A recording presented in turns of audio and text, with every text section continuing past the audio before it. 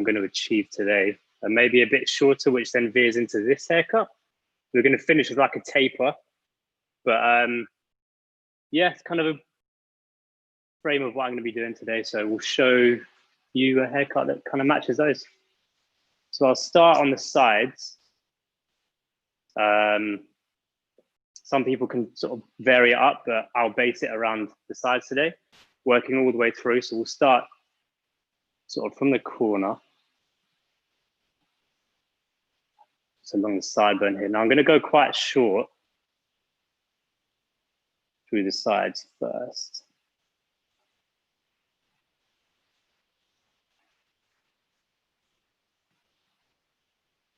So the video is okay for everyone. I'd give it a few minutes for some questions to come in, I guess. Yeah, we're looking good.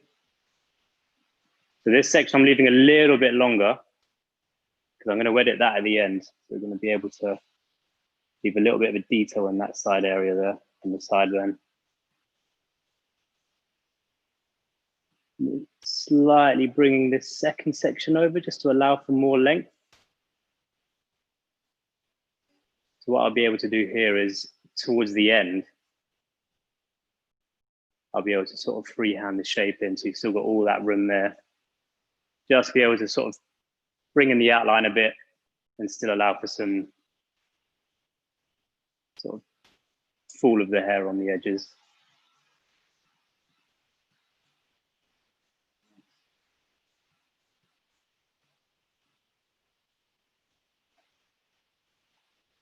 And then, so you're pretty much following the shape of the head. yeah, we're working sort of almost square along here. Let's take it a little bit shorter. But when we get round to the sort of the back of the heads here, along here, we'll sort of start to work quite round along there because we're going to go quite tight to be able to allow for a sort of a taper on the neck.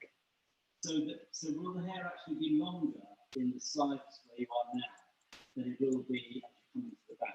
Yes. Will it get shorter as you... Yeah, it will run shorter into the And is that something you like? I mean, you know, is that something you like doing? Sort of nice, clean. Yeah, I think the thing is about men's hair nowadays, well, even when sort of really, when male grooming came around, it's all a lot of the time very clean, efficient, tidy looks. Tapering, again, has been kind of this another form of fading, something that we really like to adhere by in men's hair as well. But yeah, I mean, most men's hair for a long time now has been very clean, sharp finishes. And what do you put that down to? I mean, in terms of moving, because it was scruffy, wasn't it? It was a very sort of scruffy in the 90s and noughties and stuff. It was a very sort of scruffy, loose, unstructured look. Do you think it's a reaction against that? Possibly. I mean, it all depends on where you work as well, I think. Yeah. But I think trends always change. I mean, to be a bit more broad on it, yeah. You know, looks come and go. You know, you can even look at that as a fashion sense as well. You know, loads of different looks come in. Like, it went from really skinny, sort of tight-fitted clothing for men, for example, in the last sort of 5 to 10 years, and now it's all gone quite baggy, all the way that I look at it. Oh, yeah, true. Yeah, because the Dior sort of skinny suit, skinny tie, sort of drifted back into like oversized again. Yeah, really, slightly sort of 60s sort of thing, wasn't it? And now it's a bit more loose, a bit more unstructured. Yeah, no, big time. So I'm just going to go and just going to cross check in. I got to remember that we did leave it a lot longer on the sides there, on the front even. So you can sort of see that. And if you can get that angle, but you can just slowly veer. So try and point your fingers towards the head a bit more, and then come away from there. So you kind of get a bit more of a sort of an angle there. Yeah. Again, just to allow for that sort of layering pattern to come through. It's nice. I like the way it looks. I like the length on the side.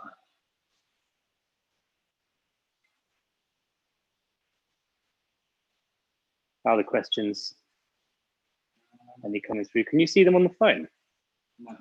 Ah, so yeah, that's sort of starting to form in. So we'll be able to detail that out as well. Again, same through here, like I said before, just taking a little bit of weight out so it's not too heavy.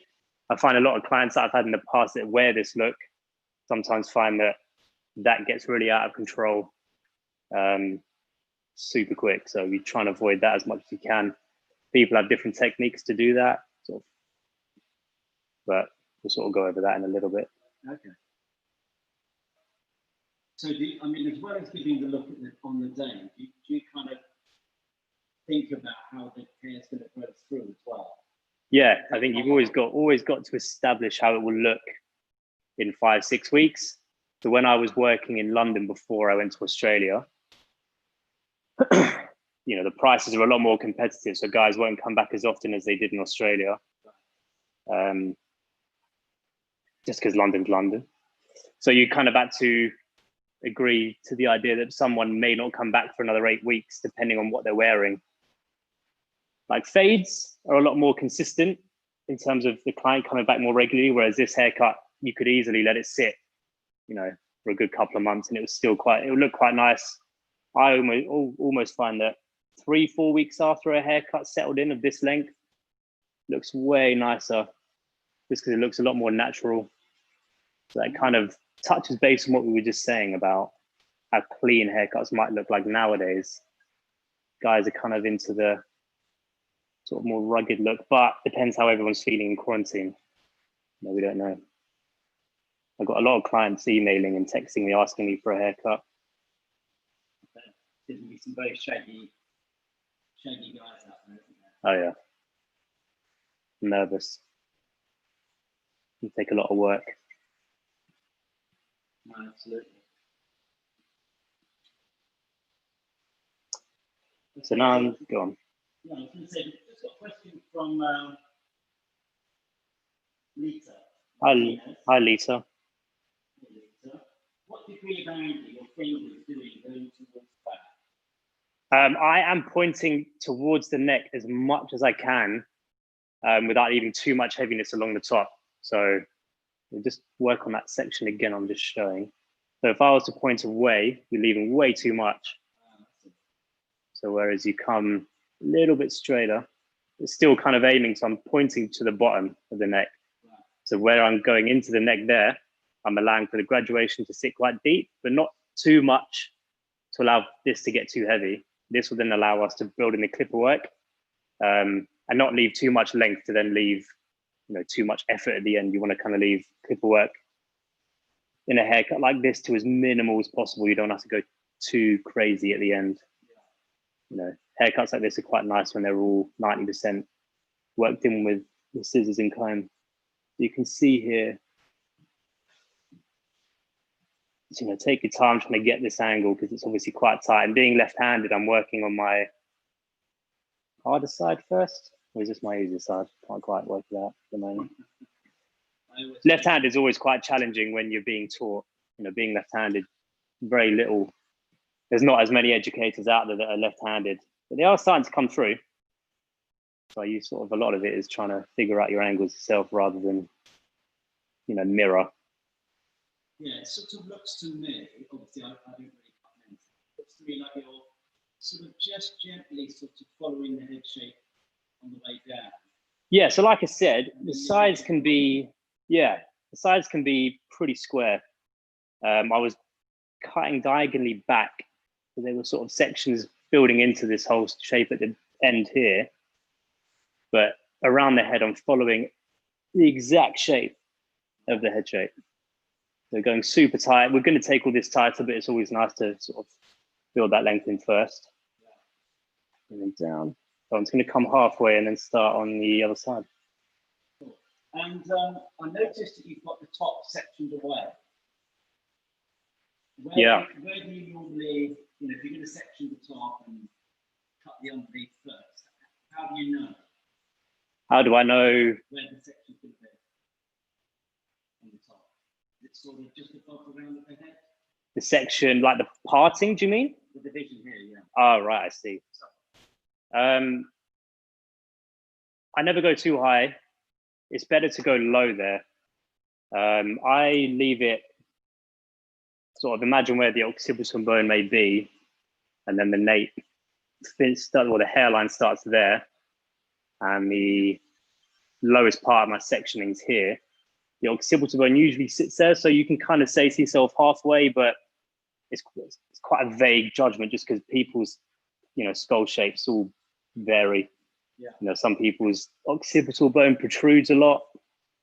But I try and leave it just behind the crown, so you keep the crown away from all this work. Because if you take the crown too short on hair that's really sort of soft and straight, you are going to cause a lot of damage and a lot of work. So you sort of err on the side of caution. Yeah, exactly. Looking good there. It's kind of quite quick. Yeah, the thing is about barbering as well, is that a lot of it is, you'll find a lot of guys nowadays won't want to be in a salon for over an hour, hour and a half. Some clients will just have that. That's just how it is. Some guys are going to have super difficult and challenging hair that it's going to need a bit of time. Because we've got a question on how long, what are your appointment times? How long do you take? I take around 45 minutes to an hour. Some guys I know do it in 20, half an hour. But sort of Saturday barbershop time, half an hour is probably your average. For the purpose of this video, I'm taking a little bit of time to kind of show you guys what I'm doing. But generally speaking, it's between half an hour and half an hour to an hour, but your sort of universal times, 45 minutes, I'd say. That's what I started on and got used to and just really enjoyed. Well, you kind of break it down like this. Let's say we're doing this haircut. So you give yourself 5 minutes of consultation, max. 5 minutes wash, just because obviously we're working on a scissored haircut. Always cut hair like this and wet. And then half an hour max to do the actual haircut from sides to the top. And then also, obviously, if you're doing a little bit of fading, that won't take too long. And then into the styling, that shouldn't be too long either. You want to kind of minimize styling as much as you can. Because, you don't want to leave a guy having to sit there and spend ages, styling his hair in the morning before work. Yeah, what's your feeling on that? Because, styling, grooming, it sort of goes along with the way you work with hair, doesn't it? So how much do you think styling plays a part in men's hair? I know a lot. If you have a little look at my earlier model, yeah, I'll get this bit and then we'll come over. So this haircut here is what we sort of call a crop, French crop, but really long. The sides are really accentuated in the corners, sort of almost like a mullet. But this styling, it consists of literally hair drying it really thoroughly on highest heat, obviously constantly moving, so you're kind of aiming to not burn the client. And then worked in with just some wax, sort of standard hair wax. There's loads of places that do really nice stuff.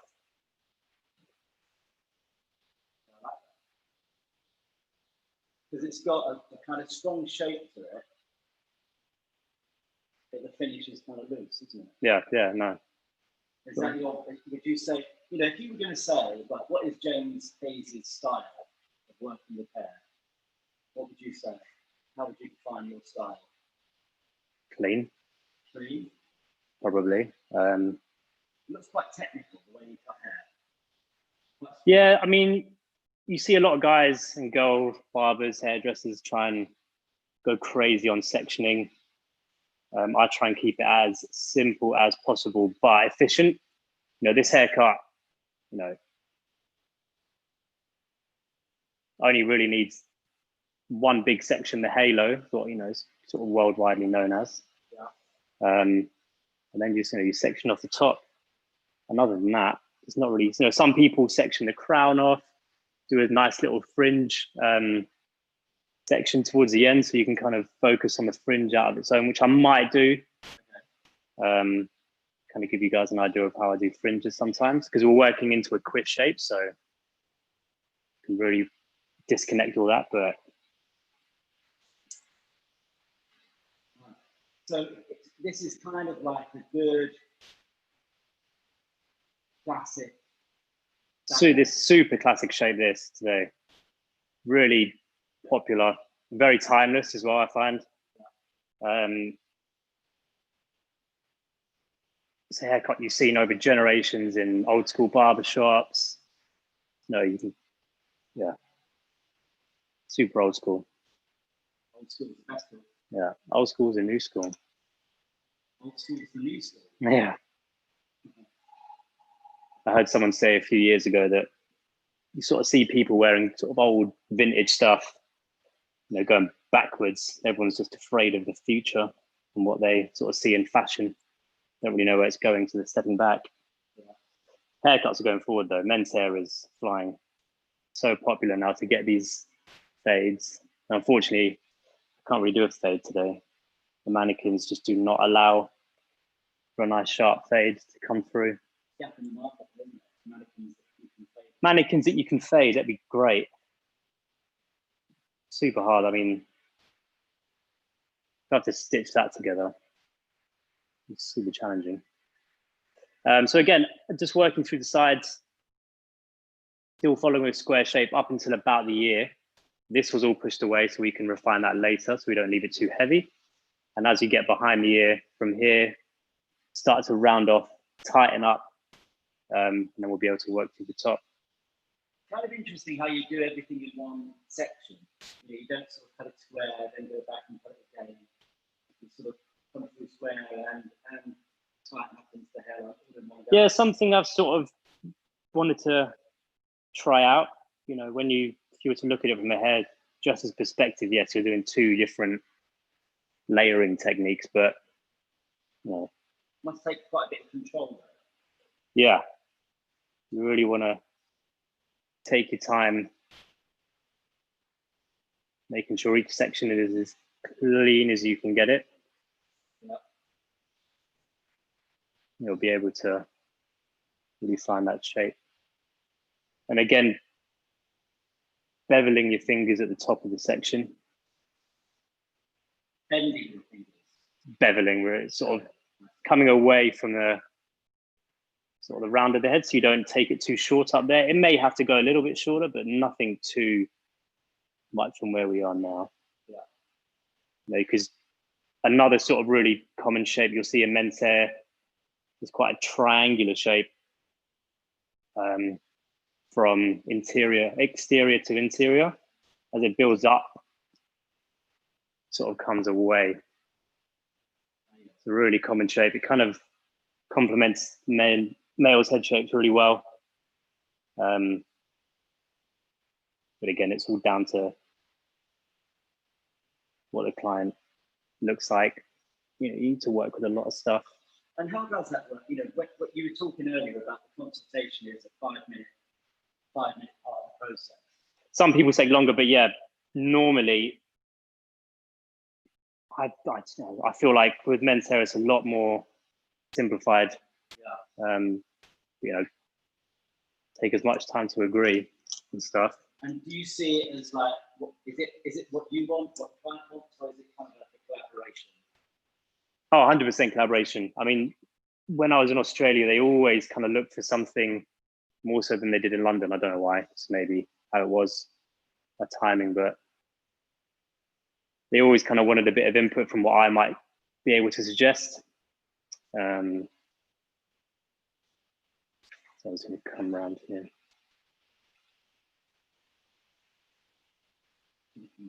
Yeah.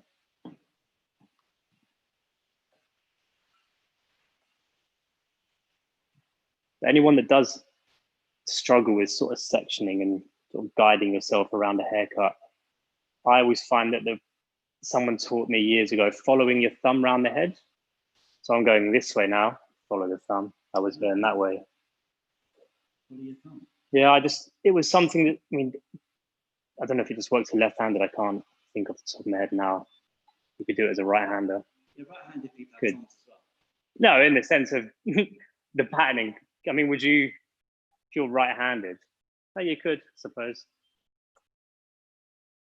Just because when I was learning, being a left-hander, everyone seemed to struggle to show me something. Yeah. And then one guy just said, try and just follow your thumb, simple. I was like, But only when you're cutting hair. Yeah, hope so. Follow your thumb. I think that's great. I've never heard that before. I think I've learned something today. Thank you. Good. You can teach that on your lives next week. Don't worry about that. It's you today. I'm filming today.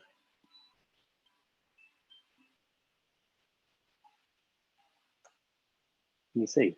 Yeah, absolutely.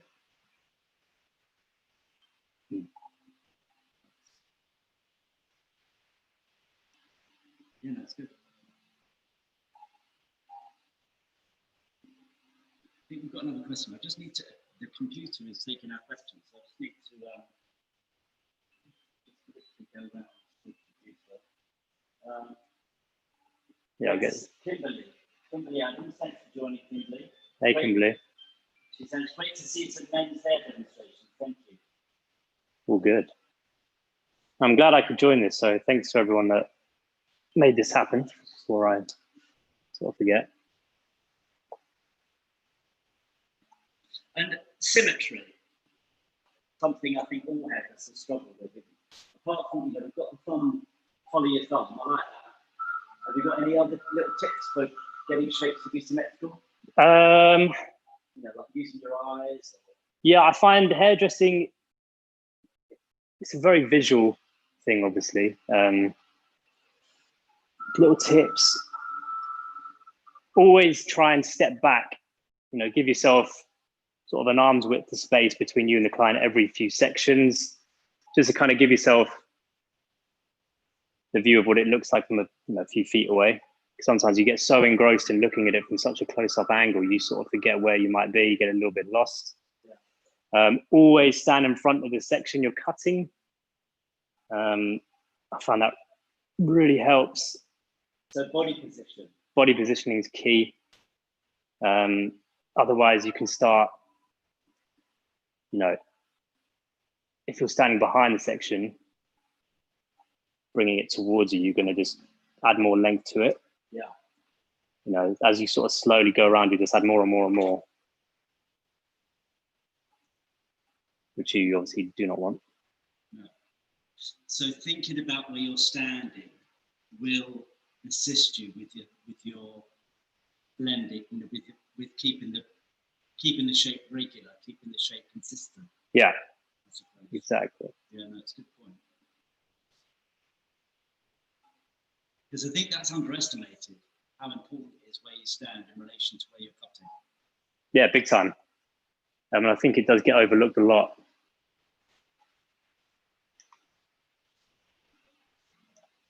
Cool. So there's sort of the general length on the sides there. I'll cover that. Now there'll be a little bit of refining, like I said, through the sides. One side may be a little bit longer than the other, but it's all down to visuals. Then the neck we're going to work on again. Yeah, still way too long. So the clipper will start to bring that away, and then we'll be able to sort of scissor over comb and blend that through into the top. Good. All right. So where now, Jamie? Into the top. And I noticed you've got it divided into two at the top. Yeah, I do that just because I find, trying to put that amount of hair in one clump is just not great. So it's just for practical. Yeah, it's practicality, really. And it looks as though it's just on the top of the round of the hair. Through here or here? In the center. Yeah, I just put it through the middle. No reasoning. It just kind of helps divide it into two, so you're keeping the work clean and efficient. Yeah. Just going to briefly wet this. I'm hearing that word a lot. Cleanliness, and efficiency. That sounds like it's something that you want to obviously help manage your time. You know, you don't want to, you know, create tons of extra work on a haircut that, you know, shouldn't take you more than, like I said, 45 minutes at the beginning. So I'm just going to create a guide in the middle. And you always refer to this with a specific, is it the profile? It's like a profile guide, yeah. So this is what some people do is go all the way through, but by doing it here, I'm going to take it a little bit shorter. Not go too high up first. So you're just adjusting that, are you, slightly? Yeah, this is just making the section a little bit tighter. Okay. No, I don't it want does look very, very logical. As I say, I don't cut men's hair, but you make it very, very clear. Hope so. That's the goal. Yeah, no, absolutely.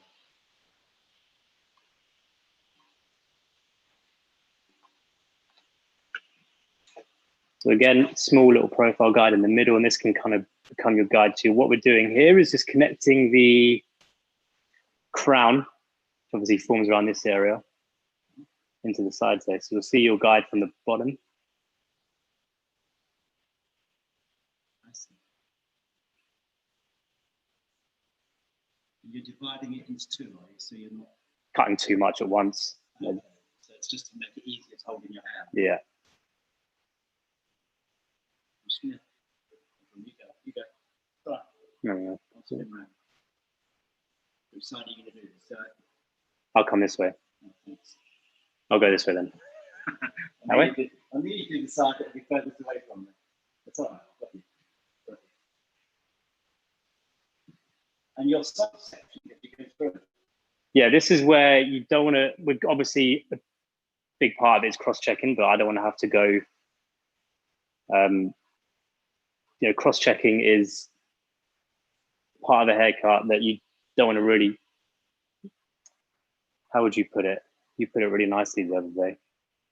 You don't really want to cut anything cross-checking, do you? Cross-checking is, yeah. That's how you put it really, yeah. Refining rather than recutting. Yeah, that's what I was going to say. Yeah, that's good. Refining rather than recutting. No, so you want to just be clean, neat. You know, the neater your work becomes, the quicker you can get at doing it. And then you haven't got a... Another key trick I always use find, if you get this section and push it up, kind of makes it really easy and nice to pick up. So it makes it easier to get the hair. Yeah. You'll have to do that again on the other side. Yeah. So you can see it. Nearly around this side. I like that. Yeah. And then to bring in the sides, there's one more small section. You can bring this.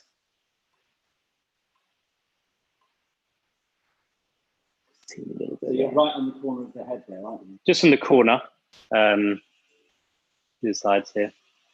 So you sort of work, no real pivoting. It's all still pretty square along the sides. We're going the other way now? Yeah. Come down. So show me that little push up of the hair. I like that. I've never seen anyone do that. Were you shown this or did you sort of... Yeah, I've shown it. The finger width section as well in these guides now, just so you guys know. Let's get that bit. Subdivide your guide. And then bring in, so it's about a finger's width, a little bit longer. That one's more like 2, but right, so see, so you sort of clamp the bottom in between where you're cutting because it's still pretty long into the sides there to push up. You're able to kind of bring the comb into that. So you push the hair up and keep holding it while you put the comb in. Yeah. And do you do that on clients? I mean, I know you're working on a mannequin. Yeah. I see. It's a good little tip. I like that. There's so many little things that you do that unless you actually explain them, you wouldn't notice them because they obviously have just become the way you work with hair. Yeah. You know what I mean? I like it. So you sort of end up doing it without even Sorry. Thinking about doing it. You do it sort of subconsciously. Yeah, but I just did it then and noticed myself do it for one of the first times. Yeah. Because I've explained why I'm doing it. That's good. So I'm nearly at the end here, just sort of starting to come into the sides and the round of the head in the corner. And we've still got that sort of pivot action towards the nape again, always directing into the nape because that's the shortest point of the haircut. Yeah. And how about tension? You know, the tension you've got. As tight as you can, really, because we're doing quite a tight haircut with scissors, you don't want to allow for any loose ends. So as tight as you can get it in the, you know, as short as we're going here. Okay.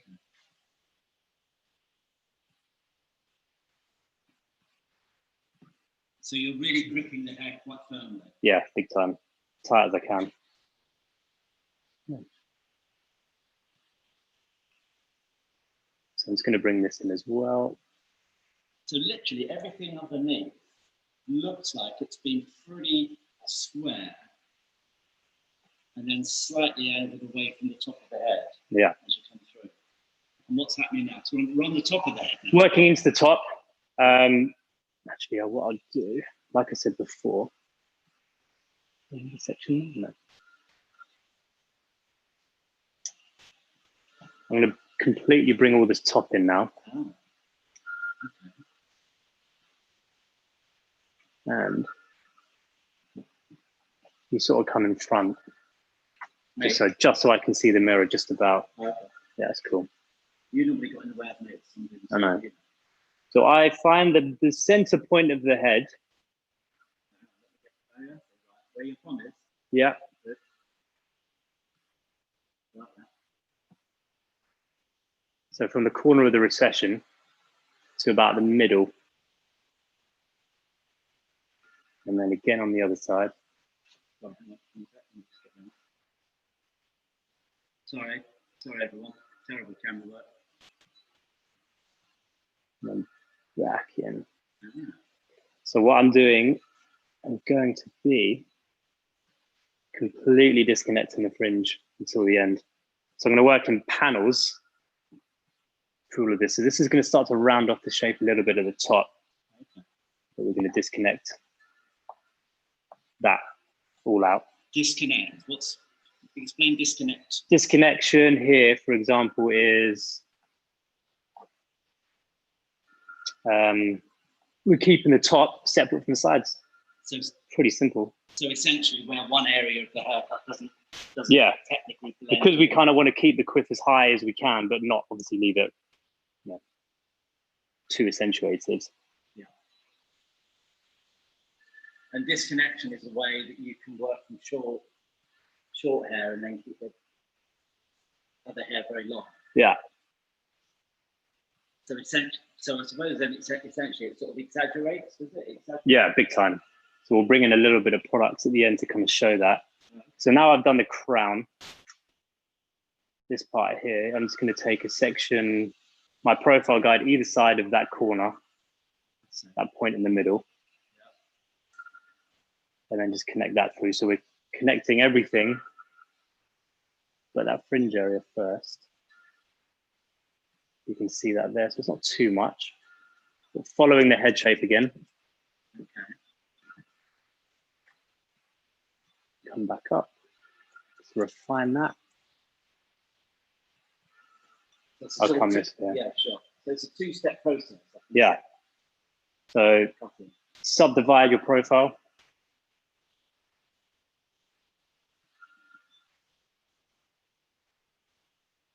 And bring that through.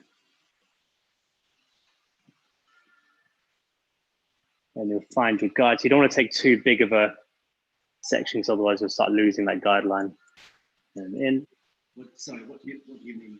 Well, where my subdivision was made, you don't want to take too much of a section that you're working into. Oh, so it's like section 1 profile guide, then section 2 into 1, and then 3 into 2, and 4 into 3. And then everything here I may leave just so we can kind of work that in dry, but I'll sort of work that in now as I'm going along. So section off number 2. And then bring in number 3. And then can clamp here and push up a bit. So you're pushing up technique again still, yeah? You'll find that guide just underneath. And then second section there, following the shape of the head. So this is nearly 90 degrees at this point. Yeah. But that's lifted slightly higher, isn't it? The second box? Yeah, again, just to help, that triangular section here at the front not be too on its own. You don't want it to look too outrageously long. In comparison to the rest? Yeah. Yeah. So this is probably the last section as we start to meet the sides there again. Yeah. So this is number 4 into 3. Again, see our guideline. So along there. Pivoting, so there's a little bit there to take off. And again,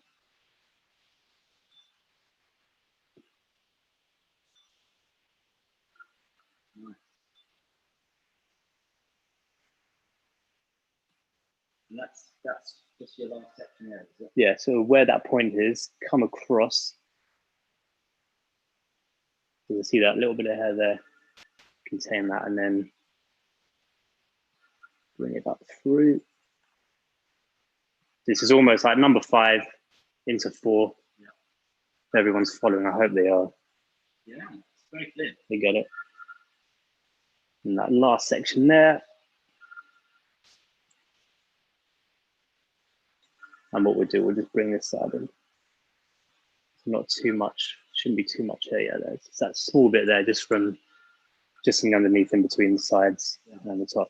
So you can sort of see that it's almost connected, but we're still leaving a little bit there just for refining towards the end. And some clients do like that disconnection. So you can see, you to bring it straight down. Don't know if you can see. We've got a majority of the sides along here. We've still got all that sort of length there that we can adjust when dry. Yeah. Nice. And that's disconnection. That's what you call disconnection there. Yeah.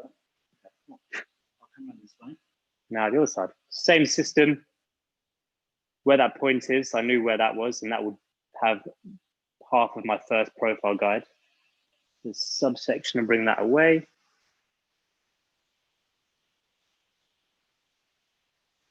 Hopefully I'm right. And now you're sort of cutting the other way around now. Yeah, it's a little bit harder for me being lefty. Yeah. So again, up, following the round of the head. So subdivide number 2.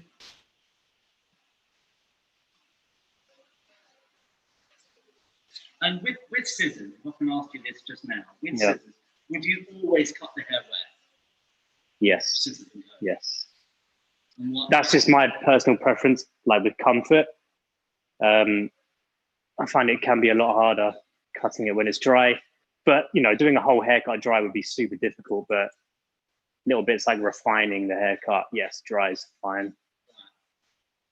So you would cut the majority, or you'd establish most of the shape with the hair wet, because it looks like it's sort of evenly damp, the hair you put it. It's not dripping wet. No, not dripping wet, damp. You can still take really nice sections. Yeah. So it's kind of from an accuracy point of view.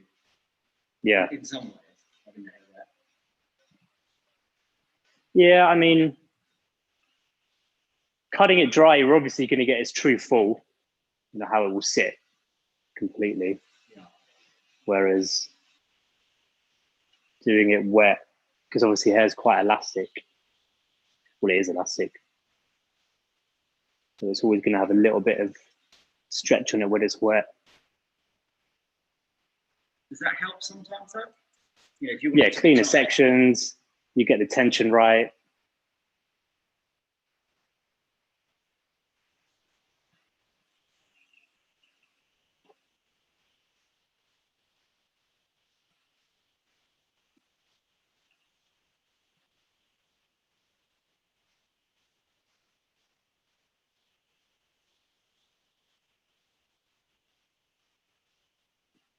And this is where you're going to lift right up.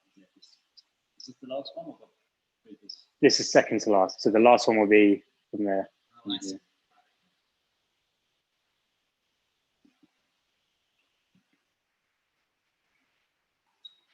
My so you lift quite high there. Is that so? Is the over directing of the hair there? Is that, as you were saying earlier, to kind of blend with the front area in the end? Yeah, yeah. So it seems like while you're cutting one part, you're actively thinking about how that's going to relate to the next part all the time, even though you've got the hair sectioned off. Yeah, you just, I mean, like I said, it's going to be disconnected, but you'll be able to bring it into the crown for sure. There's a lot of flexibility with this sort of haircut. Yeah. And then last bit.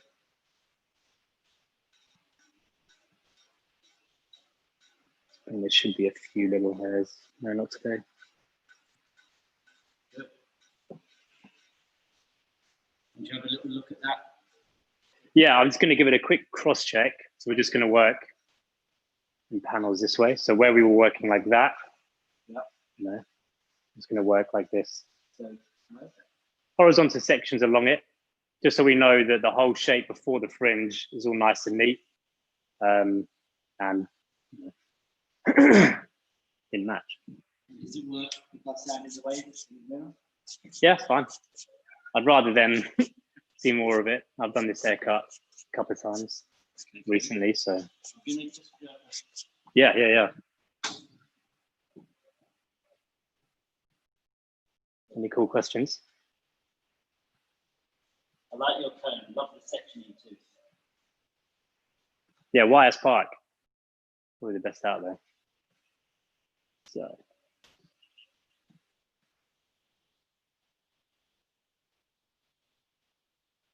The first part, I'm going to take quite a wide one because I don't want to take off too much too quickly. Just straight up 90 degrees. So there's only a little bit, it's not too much. And into the sides again.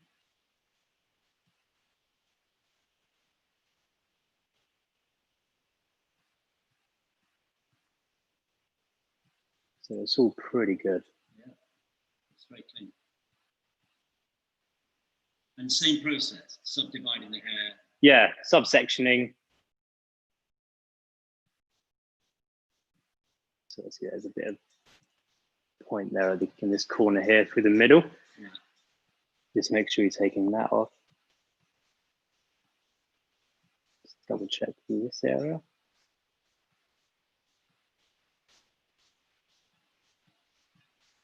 Yeah. Nice.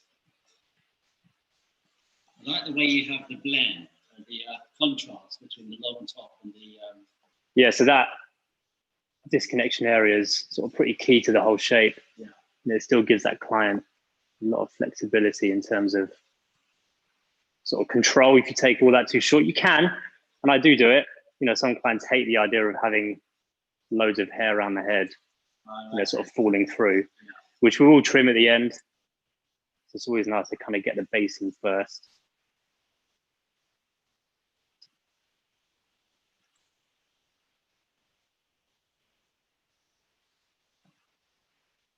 And how do you, in terms of when you're dealing with clients, how do you, how important is it for you to recommend like aftercare and things like that? Is that pretty key. I mean, like hair like mine under my hat, it's all pretty short. You're not allowed to see it because I can't get it cut. But I don't use product, but hair like this, yeah, big time. This sort of haircut needs it, doesn't it? Yeah. Where are we going now? So I'm just coming across a little bit higher. The hair there. Just going to connect these bits into the crown, into the sides here, sorry. Okay. Following around to the crown, that's where I was going there. Right. It's going to lift it a little bit higher. So it's going to help round it off a little bit. We just really kind of bring that triangular shape in as well. I just feel like it's just going to help So you've almost got like a little triangle of hair in between there. Yeah, so that will still fall over Yeah. and get some of it out, but it's not so long, not so heavy. And we'll just do the same on the other. It's just one section I felt needed to happen. And then we'll just come around here and do the same. Well, I suppose also because you've got it so organized, it makes it easy to sort of adjust the shape, isn't it? Yeah, well, you kind of, the more organized your sectioning is, the cleaner you'll be able to sort of visualize what it's all going to look like without having to go too. And as you go, you can see what's going to happen. All of it. You don't just kind of get the surprise at the end. No, you think, oh dear. Yeah, so I like that. And just little adjustments as you go through to fit the shape. So it's almost, I suppose, in a way, it's a bit like personalising, isn't it? Personalising the shape to the hair. Yeah, this mannequin's head's quite square. So you want to kind of attribute that with a square and a triangular shape that I'm forming here. Just by lifting that all up, this helps that. We're sort of nearly there with the whole shape. Do that. Let's do that now, actually, so we can see it. So this is where I kind of get pick and choose with it, because you can kind of leave all that disconnection, which I will, or you can connect it all in. So where we've got only that triangle section left, what we're going to see is obviously still some length that's going to overhang.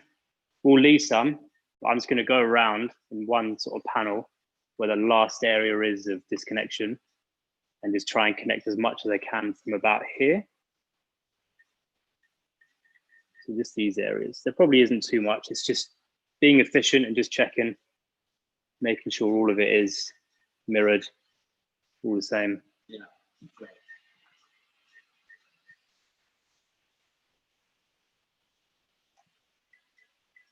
Good.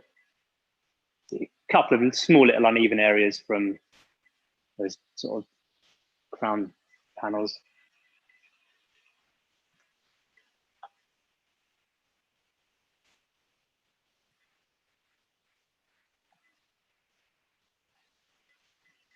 Very nice.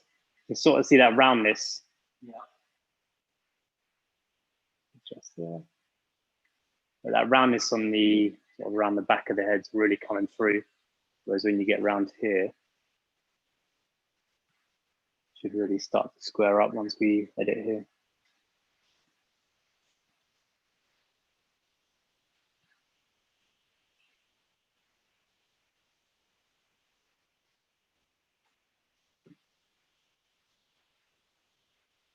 I see. So you just literally work around the back of the head.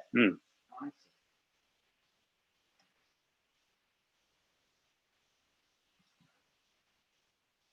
So now I'm just going to check the length from these corners to either side. So again, try not to use your fingers in pulling the hair up. Doing that's not great. Right. I just find, so this side's a bit longer, just noticed. So that one a little bit there. Cool. Last section.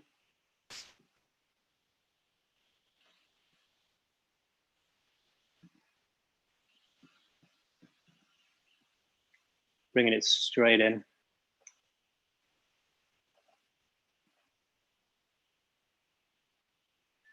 To the intuitive hairdressers, said we're all in the flow with you, enjoying. Nice. Kisses from Greece. Hey guys in Greece. So there is our triangular section sitting at the front there. Okay. You can see our guide, and then our last bit. We are going to technically card and connect it, but it is still going to be disconnected just because of the way we're going to arch it. So it's going to really kind of bring it back onto itself, only trimming it through slightly. So when we comb it straight up, you'll see the angle that it's sort of coming away at. It's going to be disconnected from the sides, but we're just going to bring it back towards into the haircut.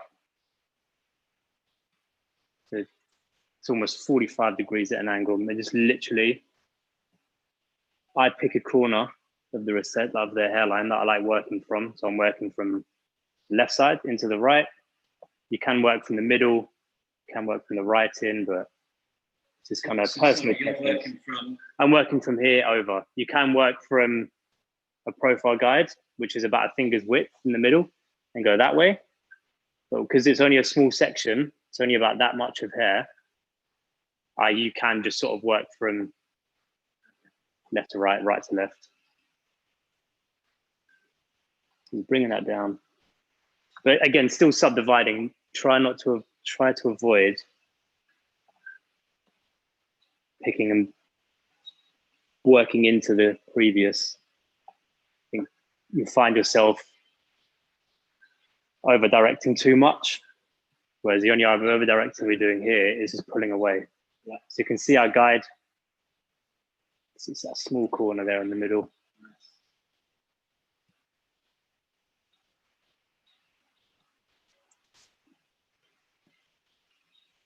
Subdivide.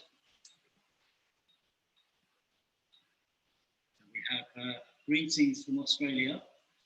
Hey, whereabouts are you in Australia? Far North Queensland. That's way away from where I was in Melbourne.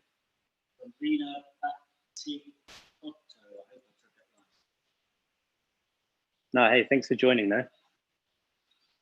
All the way down in Queensland. Middle of winter. We'll get into it. Wow. From my time in Australia, Queensland sort of stayed hot all year. Sort of a dream for anyone that loves the sun.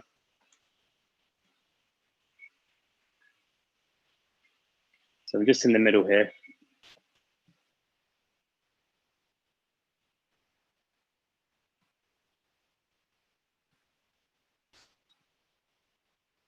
It's a lot of hair, isn't it? It's a lot of length compared to the rest of the way where you are in the back. It's very, very short. Yeah.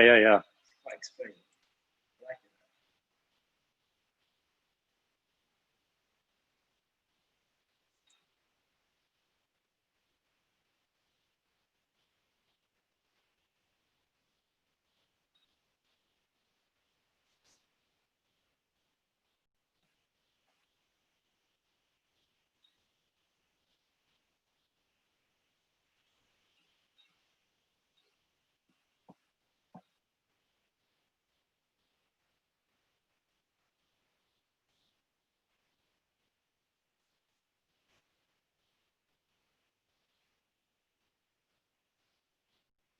It's just nice to watch.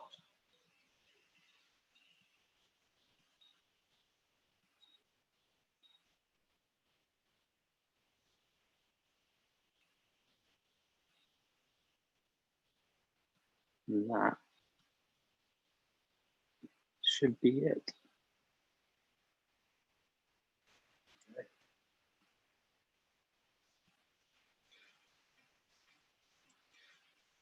Let's double check.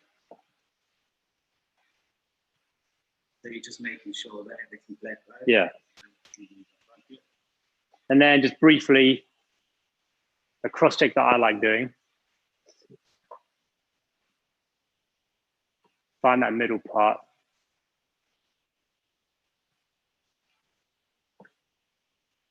And divide that through. And obviously what we're going to get is sort of some awkward shapes in around here just because of the section pattern we did there.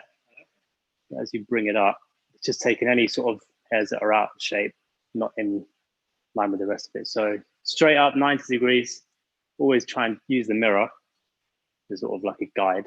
So I can't stand in front of you then? No. No, definitely do it. Sort of know my angles. So again, bring it up and just refine that line. Yeah.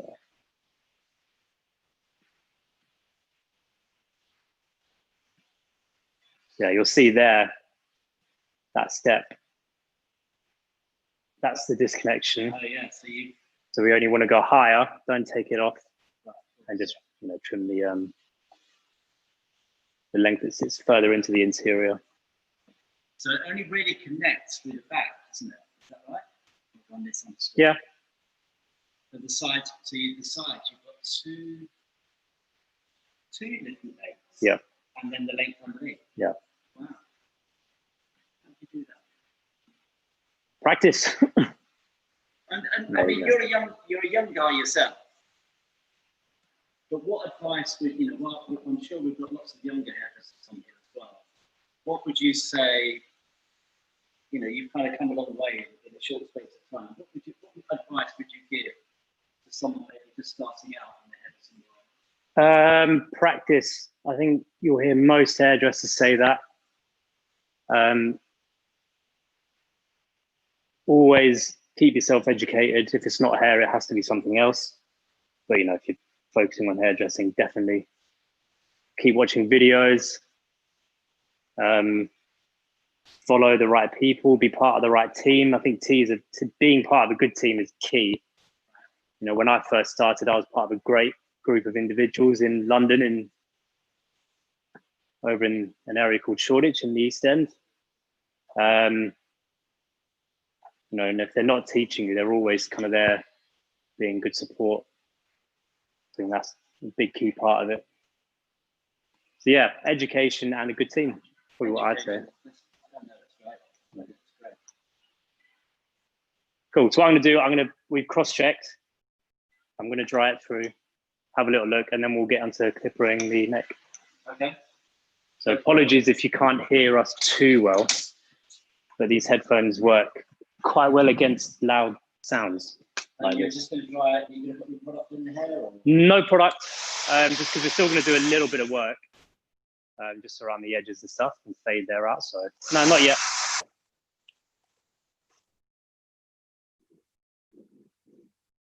Because we're wearing it all straight back, I like to try and work from the sides first. So we'll start on this side. It's nearly dry anyway from the haircut, but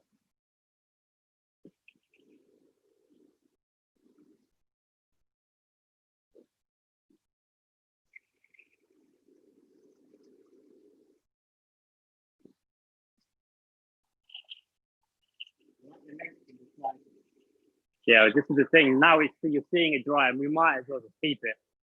I don't really, you know.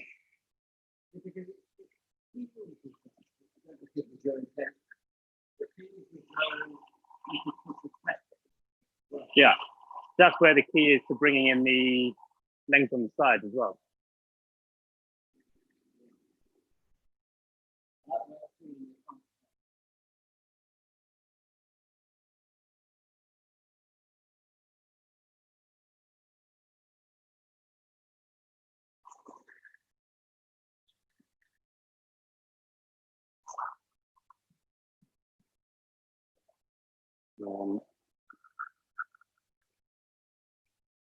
Cross, start the second side.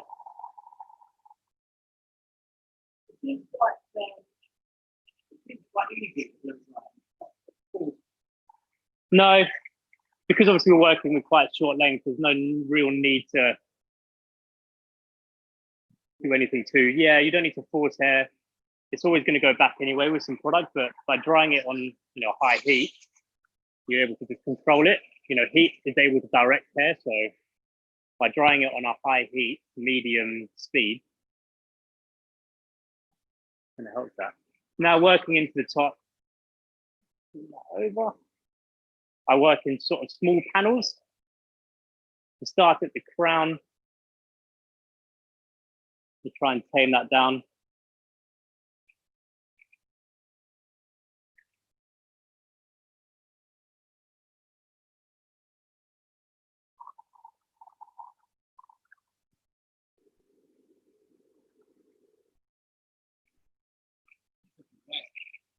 Yeah, it's super cool. Good length. Sort of feels the chainsaw. The clippers in it.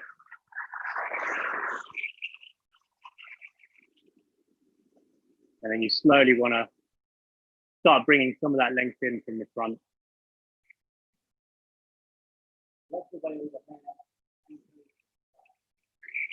Yeah, it will look great when it's dry.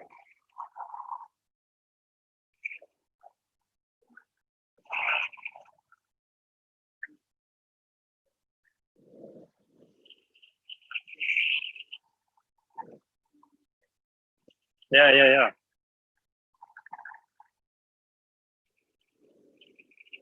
It's super flexible. There's so much variety with what you can do with this sort of hair.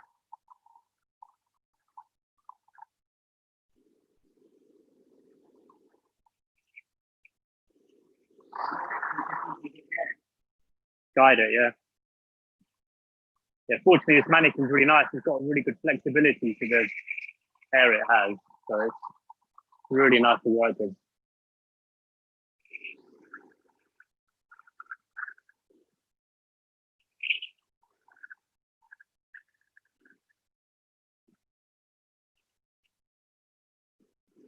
Yeah, always be thorough. Make sure it's all dry through. And then the last bit, bring that fringe into play.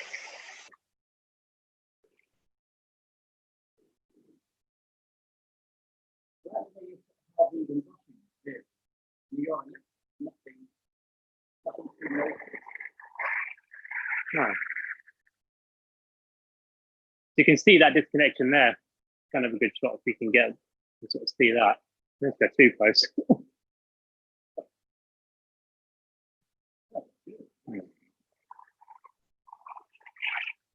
Yeah. Let's have a look. I know. Yeah. Sorry, I can't resist it, guys. It's good. It's really good. Yeah, all that length still really flexible. You sort of still see there's so much control in the shape.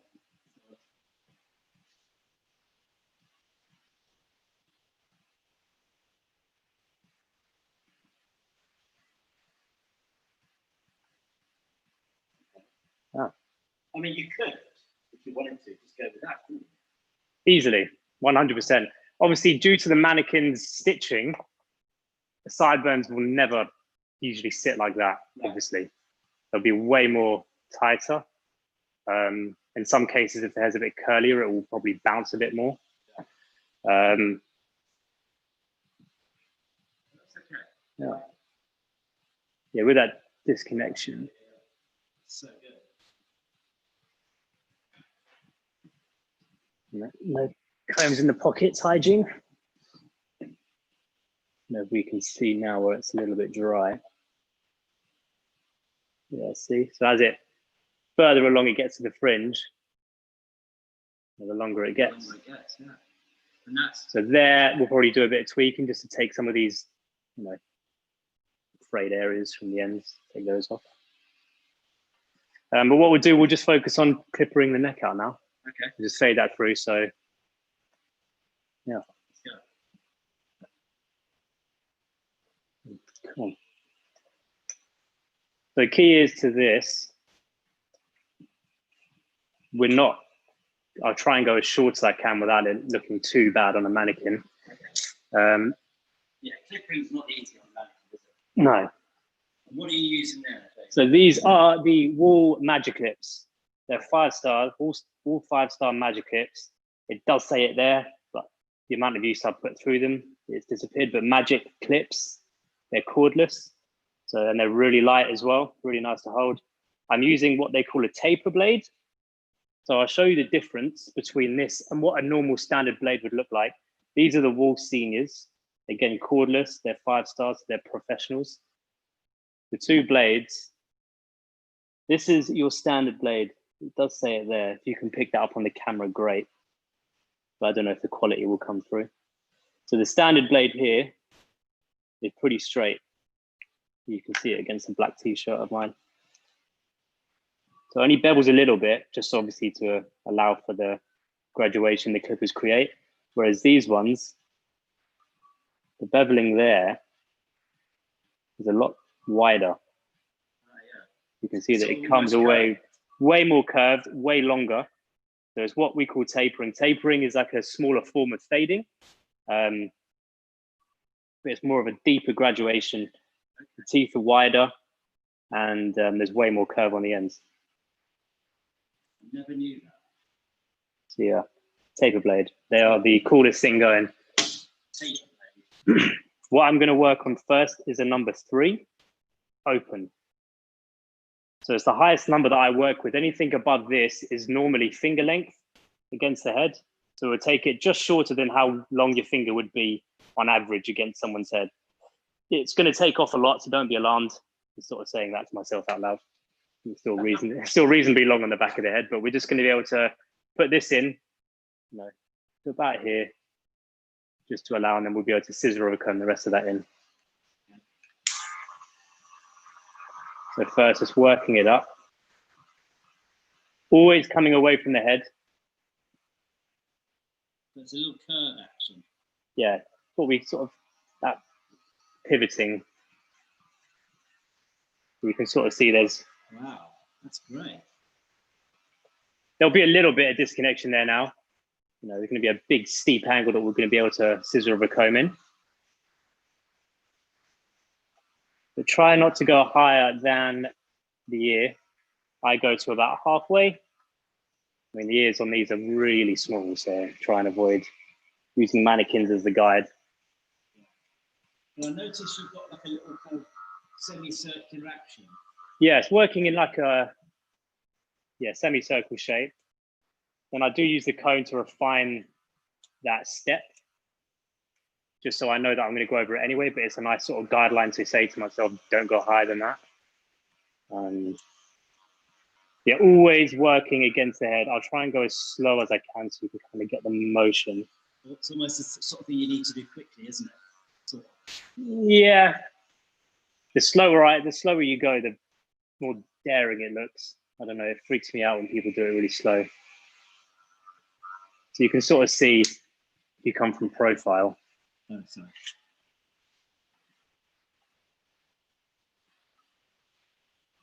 You sort of get that shape as it comes in. So then all of this area is just going to go shorter.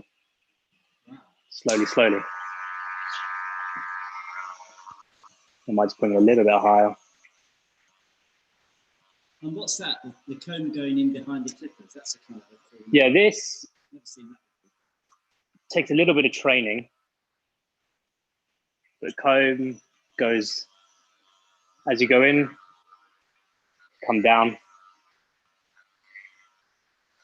This helps bring the hair down. So the more you do that, you can see the hair's kicked up completely and you think, oh, I can go all the way up there. This brings it down to where it should sit and does sit. So it's sort of like 1, 2, 3 down. It's quite sort of mesmerising.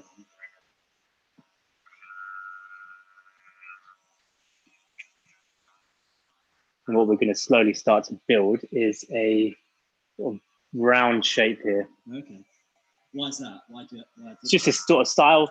Just generally. I suppose it works with the length in the front as well. Yeah. In a sense, you do it in the opposite way, it wouldn't look that great. Yeah. And then always try and get a bit of space between you and the area you're working on. You can kind of get a visual for it.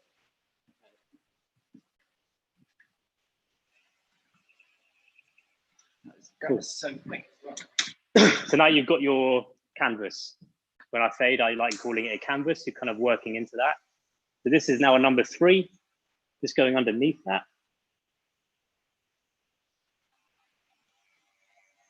So we're working down. It's what we call descending. Descending from the highest number to the shortest. To the lowest number. Yeah, to lowest number, shortest length. And now this is a number 2. Okay, so yeah. Right. Number 2 does say it there. I know it's all blacked out there, but and opening it to a 2.5 just underneath. So you'll start to build that fade action. Hopefully it looks really nice against a mannequin. I've never faded from a mannequin before. It does. Hope so. You'll start to see it when it goes down short. This is the 2.5. So you're not going up quite as high there? No, again, still pivoting against it. So I like using the back of the clippers against the neck. So you just almost rub against the neck and against the area that you're working on. There's all still that really steep semicircle action to build that fade. And then now that was a 2.5, down into a 2. So if you can, I don't know, you might not be able to hear it, but it's all about sound as well. I know it sounds weird, but I sort of find that using the sound of the hair coming off through the clippers really helps. Well, now it's not taking anything off. Oh, so you can't hear it. Yeah, there's no hair clippering. Yes, it's a way more visual thing, hairdressing, but sometimes using clippers, it's quite nice to listen out for it. So it's an audio thing. Yeah. This is down to a number 1, so that you can tell that the difference between those two guards are super extreme. Goes from 6 millimeters to 3. So each guard goes up by 3, roughly. The one drops down a lot tighter, so this is where we're going to start having to be cautious when learning these fades. Yeah, I'd be terrified now. So drop the client a little bit lower so you can see the deeper area you're working. And we're working 2 fingers up now, 1.5. So it's a number 1 open. Bring the lever down.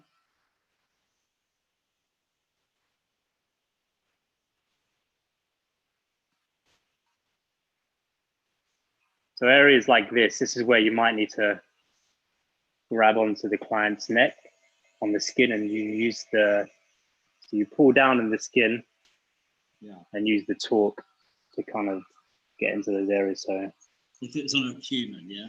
Yeah. Okay. Down into a number 1.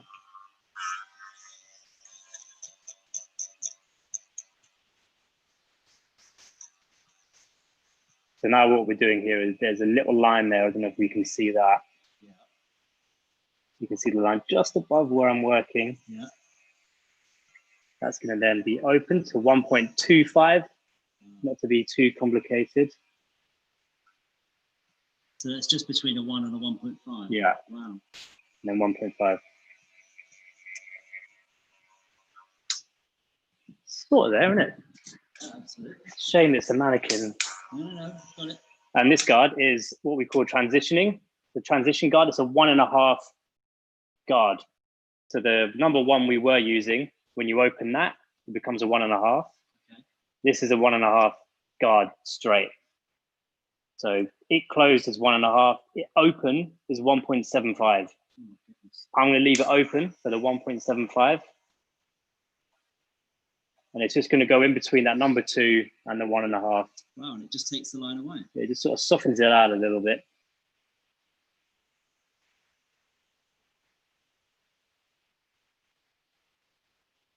Yeah, so it's starting to come through there now. It's good. You have to be very, very sure of yourself doing this.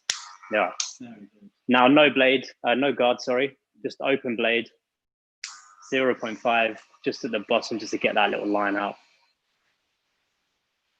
So this area, I like working in sections. So imagine sort of half and half. So work on this side first. Drop down. Drop down again. Now this side. So it's all the time you're going from the longest to the shortest? Yeah, this time. You can work from the bottom up. I find working from the nape, sort of from the hairline upwards, you tend to push the fade higher because you don't really know the space. You're not really sort of aware of the space you're meant to be working in. Yeah. If I was to start here and go up, I've seen so many people go from there to like here. Too high, I think it looks like had an operation. Well, it just doesn't really frame it well. I've just noticed a little bit more. So now we go over and refine 1.75 guard or 1.5 guard open.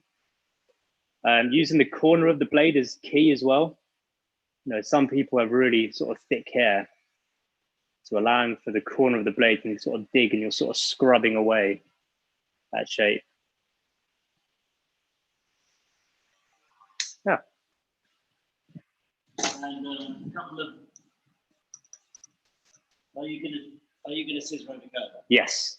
So now where we finish that fade with the clipper, I'm now going to scissor over comb this, take that all a little bit shorter, Okay. and then refine the edges just through here. essentially, so the whole haircut is working a combination of, first of all, scissors and the curve. You know, scissors. This is good. I like this. But now we're just sort of slowly fading in. The scissor of a comb. Always angle the comb away from the head slightly. Get yourself a clean section. And what this also can do is help refine a little bit of that taper we've just created as well. The taper is there for, you know, suitability for the neckline growing out in a really nice manner. Some people hate the idea of having too much hair back there, so you fade it all away, so it takes ages for it to grow back compared to the length of the haircut we've done today. You know, otherwise I'll be stuck with, you know, not that it's a bad thing, but that sort of mullet shape with the length of this. I think mullets are kind of coming back, but don't hold that. Not here. In this house or the Well, we just got the David Bowie bit, so maybe. Yeah, it could come right in. So you can see now, it's the issue is the mannequin, the shorter you go, the stitching starts to really kind of come through. So what it is connected through here, that step that we can see is just the difference between a 3.5 and literally a number 4. But when you sort of drop down into that length, it does show a little bit more than it would do on a client. So don't be afraid of that. Well, I know where I am lengthwise. It's just a little bit here.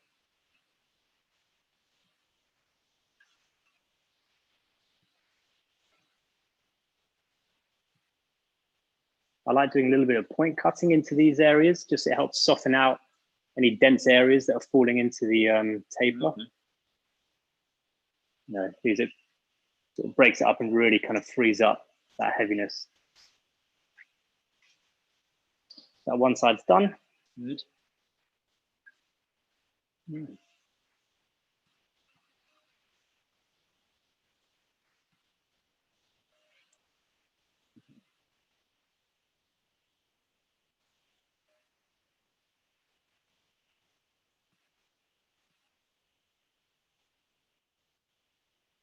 Yeah, so how do you, Andre is asking, how do you deal with lumps, bumps and valleys on the skull? Good question. I always tend to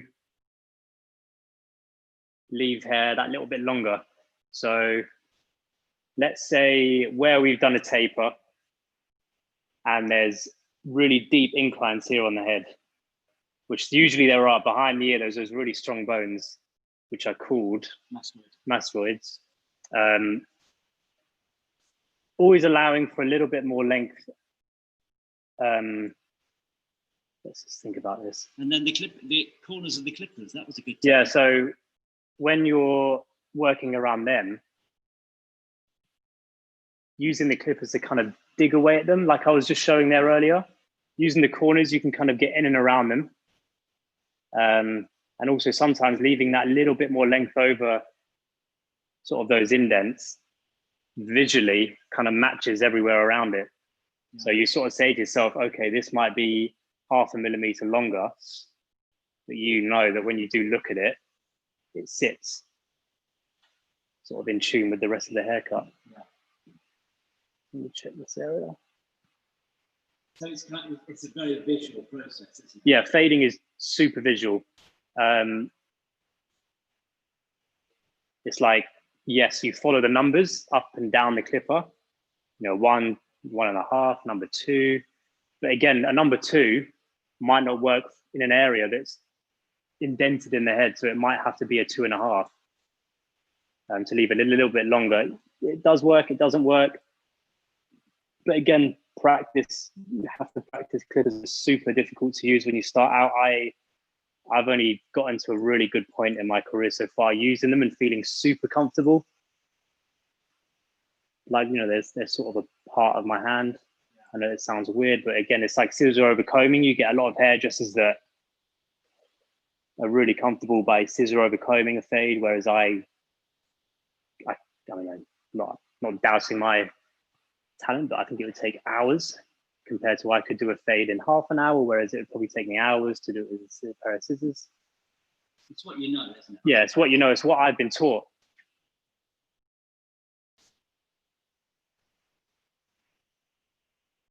So just coming into this area now.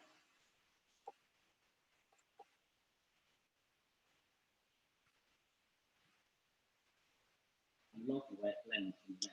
So good.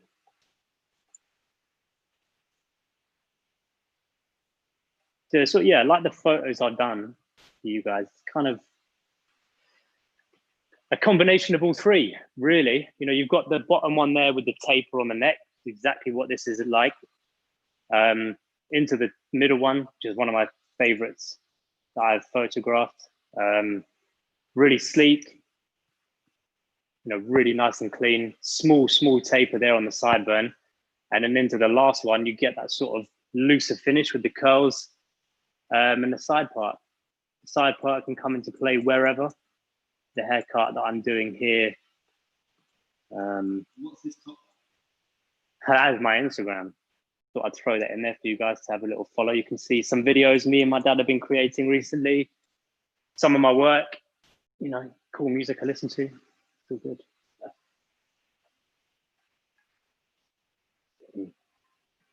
I love the profile shape. Yeah. Brilliant. So now, where's the other over there? Yeah, I'm just going to grab a little pair of trimmers I've left over here.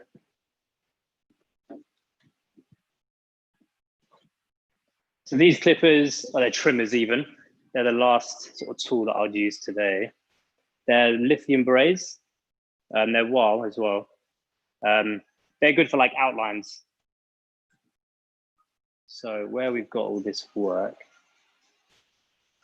we're just gonna leave that away for now. So take that away.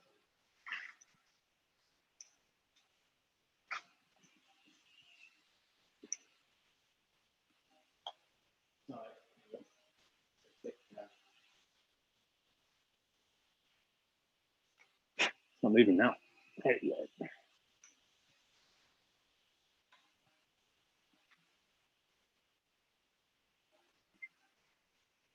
Yeah, again, it's key to have the client exactly where you want them.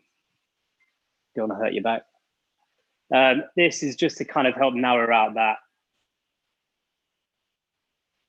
area there. So use the front of the teeth to kind of get that line nice and sharp. And then if we can, let's see if it works. Yeah, it's not too bad. This will just help get that, you know, the last little line out at the bottom of what would be a client's neck in a, you know, in an ideal world compared to that.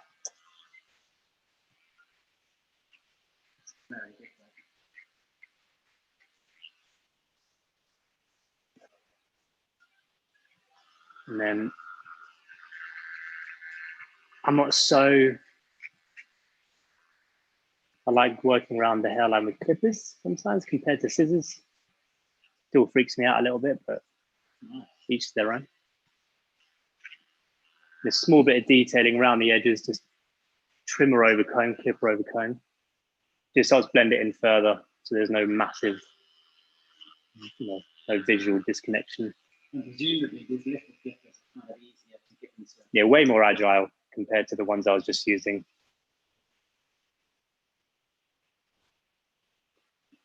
And what we'll do, I'm not going to trim. I think I like all this area. So we'll keep all that. But just refine it just a little bit.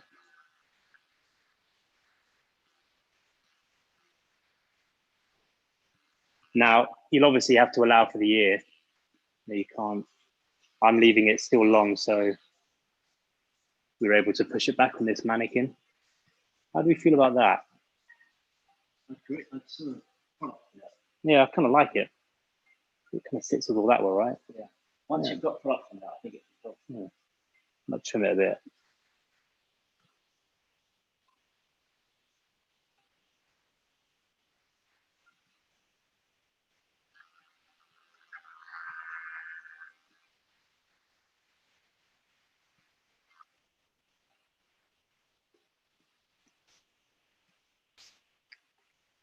And then same on the other side.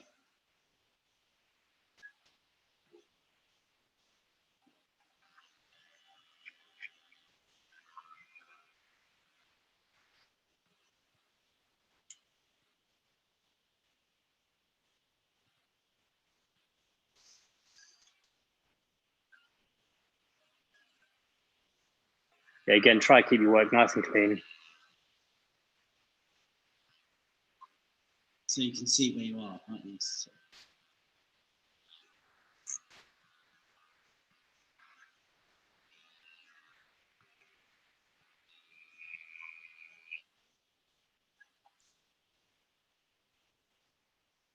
And then you can come in front. Take the weight out. Yeah, I'm just going to just see because I feel like it is nearly the same height. It's already. This is just a little visual. Yeah. This side is a touch longer.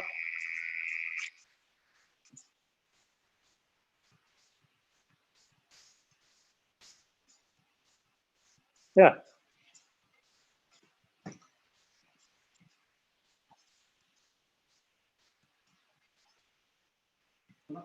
Yeah. So I was going to say next. Let's use. So with a haircut like this, I tend to use something as loose as you can, just because you don't want to, because of the length you're still working with. If you apply anything too heavy, it's just going to, you know, clog it up, make it quite flat, maybe too greasy. So try and find a product that has cream, like a cream. Sometimes people use like oils, like a serum. This kind of gives it a bit of texture. So I'm using like a sort of thick cream here. So run your fingers through. Nice. Just kind of tame those sides in. See how well they do.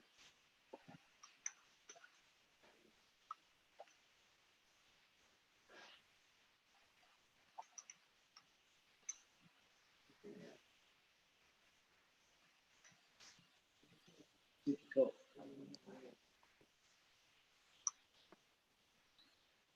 You know, once you've got the majority of the product off your hands, you can sort of use your palm to kind of correct those areas.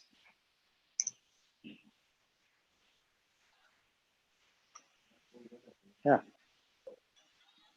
And then if you want a bit of hairspray, any type of hairspray would do. You know, if they want to go out that night and they've got hair that's length, they don't want it to be, you know, flopping around on the dance floor or the pub.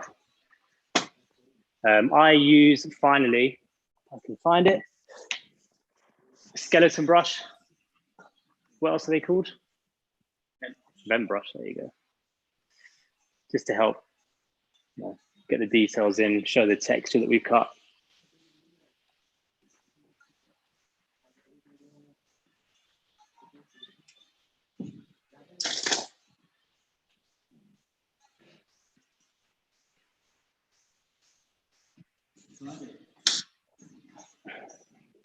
There you go. So it's what you call a modern quiff, balanced out with the tape on the neck. You can really see the texture coming into that. Super natural, really loose, nothing too crazy. You know, it gives loads of growth time through each haircut. You know, they only have to see you every 6 to 8 weeks, but there's loads of room for different styles. You know, you can sort of really loosely bring in a side part if you wanted. I can do that super quick. But it's just a really nice, easy shape to work with. Great, Jamie. Thank you very much. Hope everyone enjoyed it. Yeah, if you want to ask any questions, you know, during, you know, Thank you this so time much, we can't James, get. for such a lovely haircut. We have people across the globe saying a hi to you. Hello. Thank you. Yes, so we have a few questions that people have been asking. I will just pick them up quickly. Yeah. What degree of angle are your fingers doing going towards the back? In what sense? When I'm While you are, styling? yeah. Yeah, literally, I'm sort of clawing it. So I'm using the tips of my fingers against the skull, against the head, kind of breaking it through, and then into the back. Same motion, straight through. You want to kind of really get it in evenly, and you can use your palm to sort of get it up and in, bring it back down, because you know that all that hair will still sit connected, so there's no real. So that's that. So yeah, just try not to use your palm at the beginning. Use it at the end when using your fingers first. So really kind of scrunch in there, get them through. Yeah. Then there's another question that comes in saying, which cutting combs would you recommend currently? YS Park. You won't be able to see the detail of the logo on that, but YS Park. Don't know if we can put that into the chat, but they're pretty famous for cutting. They have the really nice sectioning sub tooth on it. Would you call it that? Yeah. There's a sub tooth there, sort of semi-tooth that's able to bring in the sectioning. Wider teeth into finer teeth. You know, they're really nice for scissor over combing, but YS Park, they're the ones. Superb. And they come in loads of colors. Yeah. Yeah, and then there's another question which comes in saying, how do you deal with lumps, bumps, and bellies on the skull? Yeah, we touched base on it earlier. So if we focus on the head here, for example, we get really strong protrusions in the head behind the ear here. Mastoid bone. They come up quite heavy. So using a tighter length on those than you would do behind or underneath it, sort of to either side as well, taking those areas shorter around the edges. So imagine it's there, underneath and to the side, a little bit shorter.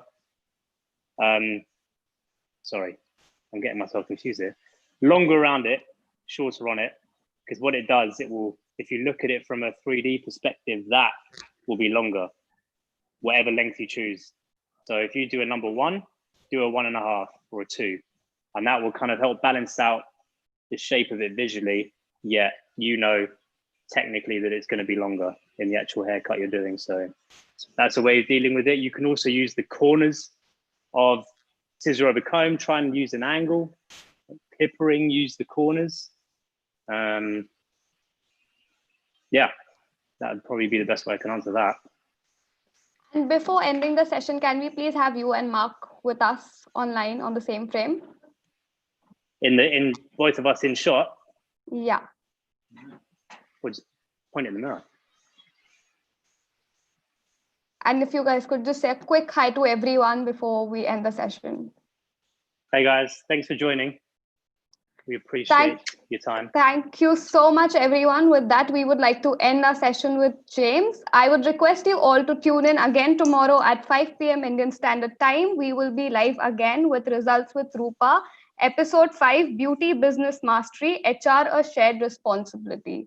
You can go and log into our Zoom section on the Insta bio. Thank you so much.